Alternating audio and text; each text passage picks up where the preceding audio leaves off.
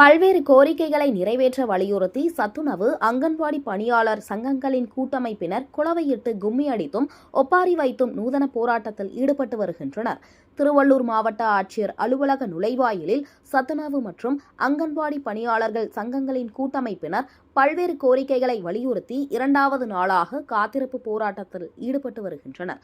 இந்த போராட்டத்தில் சத்துணவு பணியாளர்களுக்கு இளநிலை உதவியாளருக்கு நிகரான ஊதியம், சமையல் உதவியாளர்களுக்கு அலுவலக உதவியாளர் நிலை ஊதியம், 10 ஆண்டுகள் பணி முடித்த தகுதியான பணியாளர்களை அரசு பணியில் அமர்த்துதல், மேலும் 60,000க்கும் மேற்பட்ட காலி பணியிடங்களை நிரப்புதல் உள்ளிட்ட கோரிக்கைகள் முன்வைக்கப்பட்டுள்ளன. கோரிக்கைகளை வலியுறுத்தி போராட்டக்காரர்கள் குளவையிட்டு கும்மியடித்து சடலம் கிடத்தி ஒப்பாரி வைத்து நூதன முறையில் ஆர்ப்பாட்டத்தில் ஈடுபட்டனர். இந்த நிலையில் 100க்கும் மேற்பட்ட சத்துணவு மற்றும் அங்கன்வாடி பணியாளர்கள் 2வது நாளாக இரவு நேர காத்திருப்பு போராட்டத்தில் ஈடுபட்டு வருகின்றனர்.